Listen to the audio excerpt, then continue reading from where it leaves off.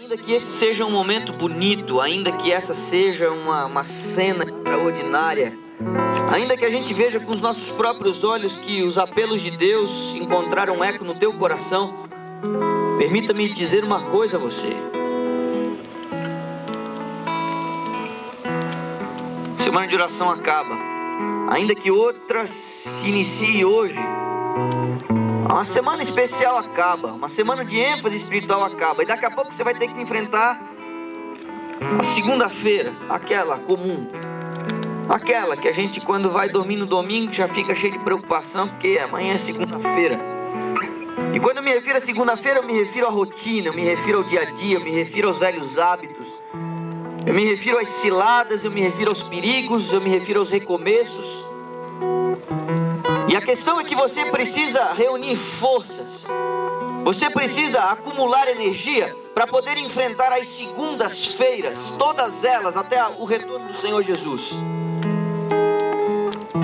E Deus não é um Deus complicado, com uma receita complexa, difícil, não.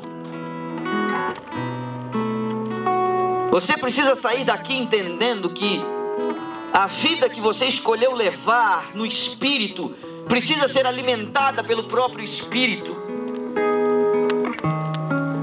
Você precisa sair daqui entendendo que sua natureza carnal precisa perder cada vez mais força para que sua natureza espiritual possa emergir e você possa refletir a imagem de Cristo e receber o selo de Deus. E não há uma receita complicada, não há uma receita complicada. A receita é simples. Você tem que ler a Bíblia todos os dias. E você precisa ter conversas francas com Deus todos os dias. Você precisa fazer balanço da sua vida. Ao final do dia, ao final de uma semana, ao final de um mês, ao final de um ano, você precisa deixar as contas em dia com Deus.